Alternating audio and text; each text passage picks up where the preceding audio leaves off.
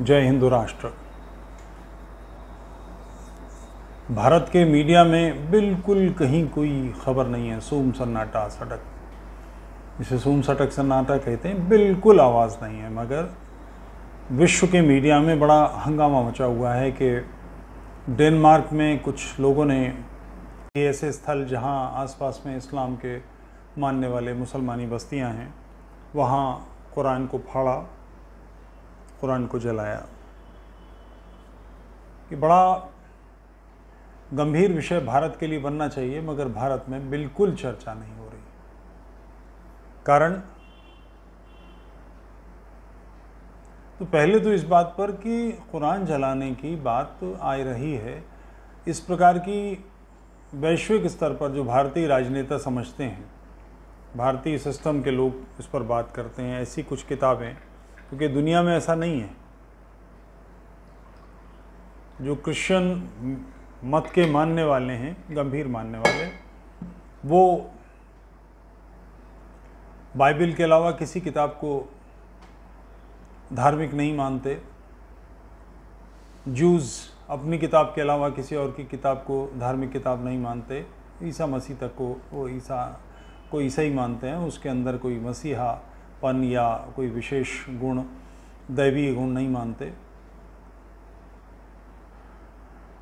इस्लामी तो संसार में कुरान के अलावा किसी भी किताब में कोई दैवी चीज़ नहीं मानते। तो ये भारतीयों को क्या हो गया है कि ये गीता, कुरान, बाइबल, गुरु ग्रंथ साहब, तौरा, इंजील सबको एक बराबर समझते हैं। क्यों? और कभी ऐसा क्यों नहीं हुआ कि वेद को जलाने की बात नहीं आई, गीता को जलाने की बात नहीं आई, कुरान को जलाने की बात क्यों आ रही है? जिन लोगों ने ये काम किया है वो सामान्य लोग नहीं हैं, वो वहाँ राजनीतिक दल के लोग हैं, प्रमुख लोग हैं, राष्ट्रीय जीवन में जिनका प्रमुख स्थान है, ऐसे लोग हैं, और वो ये कर रहे हैं। तो इसका कुछ कारण होना चाहिए। मैं किसी बात के विरोध में हूँ, मेरे साथ के लोग, मेरा जीवन किसी के लिए जीवन का संकट बने, राष्ट्र के लिए संकट का कारण बने, समाज के लिए संकट का कारण बने, तो समझ में आती है बात। तो मुझे राष्ट्र दंडित करेगा, मेरा जीवन नष्ट करेगा, या मुझे जेल में डालेगा, कोई व्यवस्था करेगा। मगर पुस्तक को जलाना क्यों? उसका कारण इस पुस्तक के अंदर की बातें हैं। क़िताल फ़ी सबीलिल्लाह। किसी भी शिया आचार्य से, मैंने तो शिया आचार्य से ही पूछा तो इसलिए मुझे मालूम है, उन्होंने बताया कि जब अल्लाह की तरफ से कत्ल का हुक्म आ गया, मतलब कुरान में ऐसी बात है कि एक समय तक जब मक्का की आयतें थीं और मोहम्मद ने प्रयास किया मदीना लोगों को इस्लाम समझाने का। इस्लाम समझाने का मतलब अल्लाह एक है, मोहम्मद उसका पैगंबर है। कुरान उतरनी बाद में शुरू हुई है। लोगों ने नहीं माना, बड़ा प्रयास किया, परिश्रम करने के बावजूद परिणाम नहीं आया, और विरोध इतना बड़ा, मूर्तियों के बारे में, मूर्ति पूजा के बारे में मोहम्मद ने बातें की, अपनी पैगंबरी साबित करने की कोशिश की, तो अंततोगत्वा मक्का से भाग के मदीना में शरण लेनी पड़ी। वहाँ सत्ता हाथ आ गई, शक्ति हाथ आ गई। कारण ये था कि वो मदीना यहूदियों का नगर था। यहूदी व्यापार करते थे, कृषि करते थे, बाग लगाते थे, दुनिया भर के काम करते थे। अपनी सुरक्षा का काम उन्होंने अरबों को सौंप दिया था। यही अरब मुसलमान बनकर उनके खिलाफ पलटे और उन्हें मार काट के बराबर किया। आसपास में यहूदी कबीले थे, बनु कुरैज़ा, बनु नदीर वगैरह वगैरह वगैरह, उन सब का भी ख़त्मा हुआ, सब मार दिए गए। उनके पुरुष, ऐसे बच्चे छोड़कर जिनके नाभि से नीचे बाल नहीं आए थे, उनको छोड़कर शेष सब का कत्ल कर दिया गया। औरतें लौंडी बना ली गईं, लूट ली गईं, और उनको मुसलमानों ने आपस में बांट लिया। इस लूट में, इस तिक्का बोटी में मोहम्मद खुद शरीक थे। उन्होंने लड़कियां रखीं, लौंडियां रखीं, अली को, उस्मान को, उमर को, अबू बकर सिद्दीक़ को। अबू बकर सिद्दीक़ और उस्मान ससुर थे, अली दामाद थे, उमर दामाद थे, इनको भी लौंडियाँ बांटी गईं। और उसके बाद मक्का में आकर फ़तह का जश्न हुआ, लोगों ने सारी चीज़ें वहाँ की बर्बाद की, लोगों को ख़त्म किया। तो इसका दर्शन कहाँ से आया? दर्शन कुरान में ही है कि अल्लाह की राह में क़त्ल करो, अल्लाह की राह में जिहाद करो। जिहाद एक सर्वव्यापी, हर समय हर क्षण चलने वाली प्रक्रिया है। जिहाद सिर्फ तलवार से नहीं होता, सब प्रकार का जिहाद है। गैर इस्लामी लोगों को, गैर मुस्लिमों को जहाँ जहाँ चोट पहुँचाई जा सके, उनकी लड़कियाँ भगाई जाएं, उनकी ज़मीनें छीनी जाएं, उनकी संपत्ति छीनी जाए, उनके नगरों के नाम, उनको सांस्कृतिक चोट पहुंचाई जाए। हरिगढ़ को अलीगढ़ क्यों किया गया? प्रयागराज को इलाहाबाद क्यों किया गया? उस्मानाबाद, जाफराबाद वगैरह, सादिकाबाद, जितने आपको नाम याद आते हों, ये सब क्यों किए गए? ये सांस्कृतिक रूप से चोट पहुंचाना है। जिन लोगों पर वर्चस्व हासिल कर लिया है उनको मानसिक रूप से दास बना देना है। इसी क्रिया का नाम जिहाद है। ये 24 घंटे अहरनिश चलने वाली क्रिया है। प्रत्येक मुसलमान का फ़र्ज़ है कि वो इस काम में भाग ले। कुरान में यहूदियों के लिए, ईसाइयों के लिए बंदर, कुत्ते, लंगूर, इस किस्म के लफ्ज़ आए हैं। यहूदी बंदर हैं, लंगूर हैं, कुत्ते हैं। संसार में इस्लाम का वो एक लतीफ़ा है ना, एक साहब पेट्रोल पंप, एक लंबी दाढ़ी वाले मुल्ला पेट्रोल पंप पे पेट्रोल भरवाने पहुँचे। पेट्रोल पंप अटेंडेंट कोई मेरे जैसा होगा, उसने कहा, मौलाना मानव सभ्यता में इस्लाम के योगदान को देख लीजिए। उन्होंने कहा क्या मतलब? बोले ज़ीरो देख लीजिए। संसार में कितने नोबेल प्राइज़ मिले हैं मुसलमानों को? यहूदी वो हैं जिनके पास सर्वोत्तम नोबेल प्राइज़ के प्राप्तकर्ता हैं वो लोग। आज हम एंड्रॉयड जिस सिस्टम को इस्तेमाल करते हैं, यूट्यूब, फेसबुक वगैरह वगैरह वगैरह, सोशल मीडिया के सारे माध्यम, ये सब यहूदियों के आविष्कार किए हुए हैं। संसार की जो बड़ी टेक्नोलॉजी है उसमें अधिकतम हिस्सा यहूदियों का है, उन खोजों का है। इन्हें, ये वो लोग जो लफंगे हैं, जो संसार में कोई सभ्य काम नहीं कर सकते। मेरी बात, मुझे मुंह में खाक, मुझ पे लानत, मेरा मुंह स्याह कर दीजिए, मगर मुझे ये बताइए, 2 नाम, केवल 2 नाम, भारतीय संदर्भ को छोड़ दीजिएगा, जो इस्लाम के पूरे तंत्र के अधीन नहीं आ पाया है, जिसके लिए सारे मुल्ला रोते पीटते हैं कि हिंदुस्तान में इस्लाम का बेड़ा गर्क हुआ है, क्योंकि यहाँ के मुसलमान एग्जैक्ट इस्लामी नहीं बन पाए। इन बांग्लादेश, भारत, पाकिस्तान को छोड़ दीजिए, इसके अलावा संसार में कहीं 2 इस्लामी म्यूजिशियन, कोई 2 इस्लामी पेंटर, कोई 2 बड़े इस्लामी शायर। शेख सादी का नाम मत लीजिएगा, शेख सादी मुसलमान नहीं था। जिन लोगों का नाम लेंगे वो इस्लामी पूर्व काल के हैं। बड़े नाम नहीं आते। क्यों नहीं आते? चूँकि उनकी मानसिकता को 24 घंटे कुरान ग्रसित करती है। वो हर समय कुफ्र और ईमान की लड़ाई में लड़ाई। वो संसार में जो मानव सभ्यता है उसके लिए फूल खिलाना, उसके लिए इंद्रधनुष तैयार करना, उसके लिए बाग लगाना, उसके लिए खूबसूरती बढ़ाना इनका काम नहीं है। ये अल्लाह की ममलिकत हैं। इनका काम सारी दुनिया के गैर मुस्लिमों को नष्ट करके इस्लामी सिस्टम को तैयार करना है। ये 24 घंटे हर मुसलमान के दिमाग में 10%, 15%, 20%, 50%, 100% चलता रहता है। 50% से ऊपर वाले लोग वो हैं जो आइस ज्वाइन करते हैं, दाइश ज्वाइन करते हैं, तालिबान में जाते हैं। संसार की जानकारी में है ये, भारतीयों को जानकारी नहीं है, क्योंकि यहाँ का मीडिया सर्वाधिक तलवे चाटने में विश्वास रखता है। वैसे तो विश्व मीडिया में ही इस्लाम का दबदबा है, मगर भारत में अत्यधिक चाटुकारिता का भाव है। अफ़गानिस्तान में लड़ने के लिए दुनिया के देशों के मुसलमान पहुँचे, क्यों? क्या कारण था? इस सवाल के जवाब में अगर आप सही जवाब दे सकते हैं, अपने आप को निकाल सकते हैं, तो कुरान के जलाए जाने का संदर्भ आपकी समझ में आ जाएगा। सारी दुनिया के मुसलमान के दिमाग को मुसलमानी करने के लिए कुरान काम करती है, जिसमें इसके स्पष्ट आदेश हैं। ईसाई और यहूदियों को दोस्त मत बनाओ, वो आपस में दोस्त हैं, तुम्हारे खिलाफ हैं।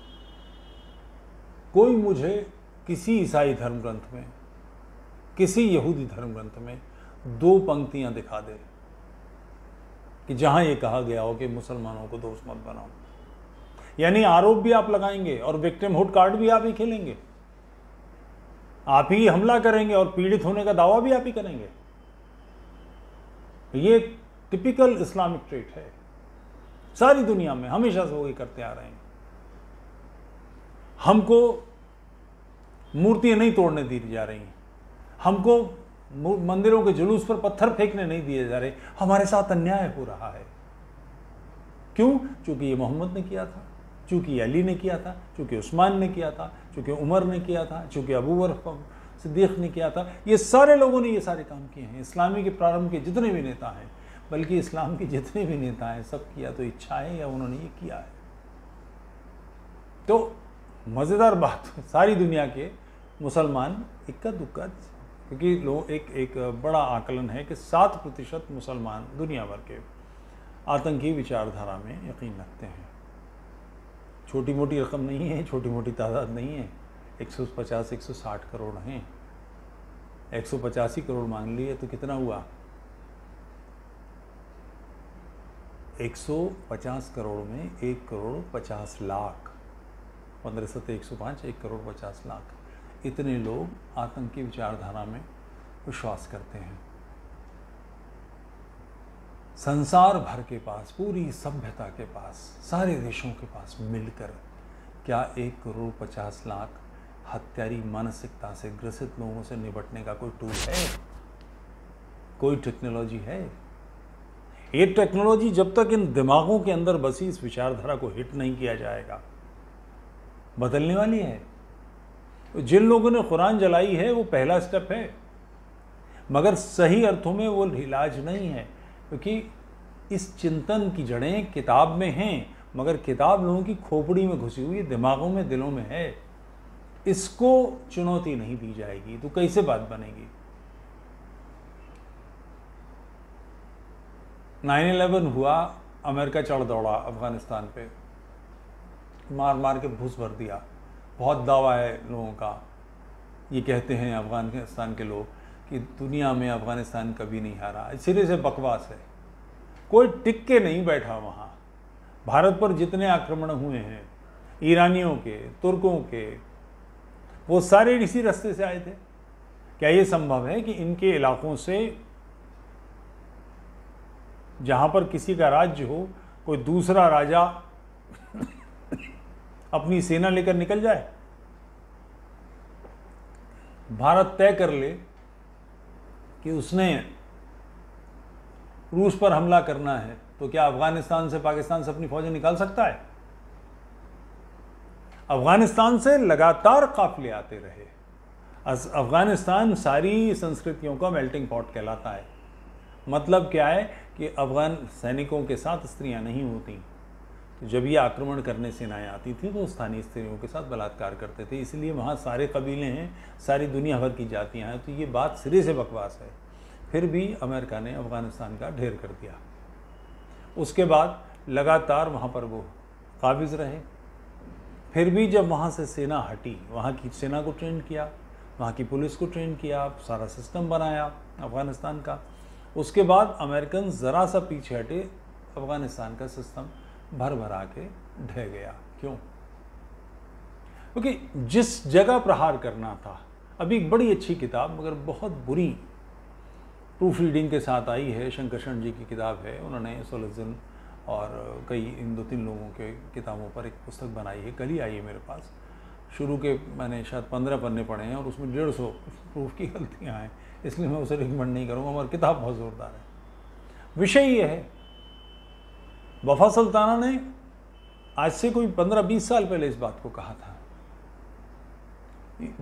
सभ्य विश्व, अमेरिका, यूरोप, इस्लामी देशों में, इराक में, सीरिया में तलाश हुई थी ना, मानवता को नष्ट करने वाले हिंसक, संहारक हथियारों की तलाश कर रहे हैं, उन्हें वो नहीं मिले, क्योंकि जहां वो ढूंढ रहे हैं वो गलत जगह है। संहारक विश्व सभ्यता को नष्ट करने वाले हथियार ढूंढने हैं तो उनकी पाठ्य पुस्तकें देखो, वो जो कोर्स पढ़ा रहे हैं, जो लोगों को तैयार कर रहे हैं, उसको देखो। कुफ्र के खिलाफ, सभ्य समाज के खिलाफ जो लगातार चलने वाली अहरनिश लड़ाई है जिसका नाम जिहाद है, वो तो किताबों में है। उनको तलाश करने का तरीका ये नहीं जो आप इस्तेमाल कर रहे हैं कि आप उनके गोडाउन्स देख रहे हैं और उनके वेपन्स देख रहे हैं, उनके कैंटोनमेंट्स देख रहे हैं, नहीं। वो पूरा समाज जिसके परिणाम से 1,50,00,000 लोग आतंकी तैयार हो गए हैं। इनके पास शस्त्र नहीं है, इसलिए पत्थर फेंकते हैं। वो चाहे जहांगीरपुरी हो, चाहे खरगोन हो, चाहे करौली हो, चाहे वो इज़राइल हो, जहाँ जहाँ वो ये पथराव कर रहे हैं, कश्मीर में पथराव करते हैं, वो इसलिए कर रहे हैं कि उनके पास बड़े हथियार नहीं हैं। जिनसे उनके पास बड़े हथियार होंगे वो हथियारों से काम करेंगे। मानसिक ये लड़ाई कुरान जलाने से निपटने वाली नहीं है। कुरान को मानने वाला समाज जो ये मानता है कि अल्लाह की किताब है, इसके ऊपर प्रहार होना चाहिए और इसमें कोई कठिनाई नहीं है। समस्या ये है कि इस्लामी किताबों का सभ्य विश्व ने अध्ययन करना बंद कर दिया है। आखिरी जो टोला था जो इसको काम को करता था वो आर्य समाज के लोग थे। उन्होंने शास्त्रार्थ महारथी तैयार किए थे, बड़े जोरदार लोग थे, बड़े दहाड़ने वाले। जैसे मैं एक उदाहरण पंडित रामचंद देहलवी का कई बार इस्तेमाल करता हूँ। मौलाना सनाउल्लाह अमृतसरी, अब तो लोगों को इसका अंदाज़ा ही नहीं बचा है कि अमृतसर इस्लामियों का एक बड़ा गढ़ था जी। लाहौर हिंदुओं का, सिखों का बड़ा गढ़ था, अमृतसर इस्लामियों का गढ़ था। मौलाना सनाउल्लाह अमृतसरी से पंडित रामचंद देहलवी का शास्त्रार्थ हो रहा था।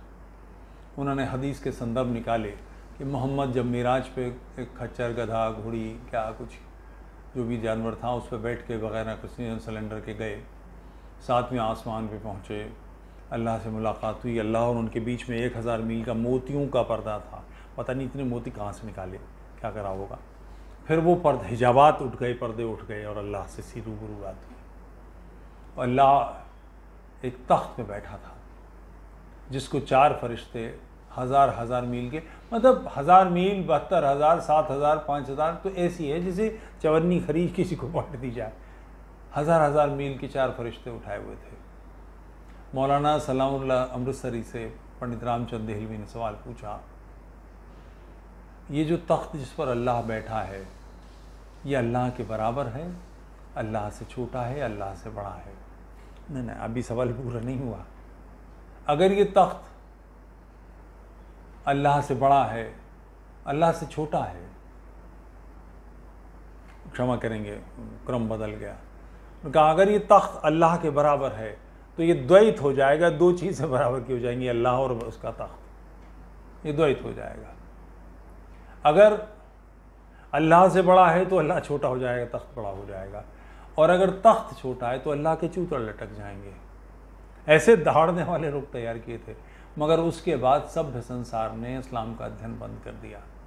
इसका परिणाम आया था आर्य समाज के जो बड़े शास्त्रार्थ महारथी हैं, जिस कड़ी में आखिरी आदमी अभी पंडित महेंद्रपाल आर्य हैं, ये सब इस्लामी थे, इस्लाम की सच्चाइयों को समझते थे। एक रास्ता मिला, नतीजे में शुद्ध होने के बाद आर्य बने और दहाड़ते हुए ताल ठोकते हैं, इस्लाम का भरपूर खंडन करते हैं। ये विचारधारा जो अपने 150-160 करोड़ लोगों में 1,50,00,000 या 2 करोड़ जितना भी संख्या तन बनाती है। इराक आईसिस को ख़त्म कर दिया, बगदादी मार दिया, सभ्य विश्व सुरक्षित हो गया। तालिबान ख़त्म कर दिए, सभ्य विश्व सुरक्षित हो गया। वो फिर आ जाएगा, क्योंकि मामला संख्या का नहीं है, मामला खोपड़ी में बसे हुए जिहाद का है, जिसके ध्यान में है कि इस सारे विश्व को इस्लाम का अधीन करना है, सबको गैर मुसलमानों को ख़त्म करना है। कुरान जलाने के रास्ते पर जर्मनी बढ़ रहा है, वहाँ भी मारपीट शुरू हो गई है। फ्रांस में भी संघर्ष हो रहे हैं, स्वीडन में भी संघर्ष हो रहे हैं। मगर इस संघर्ष करने वाले लोगों को ये ध्यान रखना है कि लड़ाई व्यक्तियों से नहीं है, वो बहुत महंगी है। 1,50,00,000 लोगों को मारने के लिए सभ्य समाज के पास कम से कम 4 करोड़ लोग सैनिक चाहिए। और फिर ये बस्तियों में छिपे हुए लोग हैं या युद्ध के मैदान में खड़े हुए लोग नहीं हैं। इनको निकालेंगे कैसे, बीनेंगे कैसे, छांटेंगे कैसे? मगर जब आप विचारधारा को समझकर प्रहार करते हैं तब ये लड़ाई बहुत आसान हो जाती है, बहुत सस्ती हो जाती है। आपको सीधे सीधे इसकी गलतियों को निकालना है। इसके लिए बहुत आवश्यक है कि आप इसका अध्ययन करें। एक किताब जिसको मैं एडवोकेटिंग करता हूँ, अंडरस्टैंडिंग मोहम्मद, वो अंग्रेज़ी में भी है और अन्य भाषाओं में भी आनी चाहिए। और इस्लामियों के जो अखबार निकलते हैं, इस्लामियों की जो उनकी भाषा में, हिंदी में नहीं, अंग्रेज़ी में नहीं, उसमें वो झूठ बोलेंगे, जो उनकी अपनी भाषा में यानी अरबी में काम कर रहे हैं, उर्दू में काम कर रहे हैं, फ़ारसी में काम कर रहे हैं, उन किताबों को अनुवाद कीजिए अपनी भाषाओं में, तो आपको पता लगेगा कि आपके बीच में कैसी हिंसक विचारधारा अपने आप को फैला रही है। वो जो मुस्कुरा के मिलता है ना, भाई बंदगी, ईद पे आना है, सेवइयाँ खानी है, चची इंतज़ार कर रही होंगी। वो चची अपने दिमाग में सोच रही है इस काफिर का गला कैसे उतारा जाए। वो आपको बुलाने वाला आपकी बहन बेटी को शिकार की नज़र से, काफिर लड़की की नज़र से, जिसको लौंडी बनाया जा सकता है, इस नज़र से देखता है। इसके बावजूद कि वो आपसे राखी बंधवा ले। मगर सच उनका यही है, जो कि उनकी किताब उनको ऐसा करती है। तो ये पहला चरण स्तुत्य है, श्रेष्ठ है, मगर कुल मिलाकर इसको एक्सपोज करना ये अनिवार्य कार्य है। यूट्यूब चैनल तोफैल चतुर्वेदी को सब्सक्राइब करें, लाइक करें, सपोर्ट करें। आपसे एक छोटी सी बस इतनी विनती। जय हिंद राष्ट्र।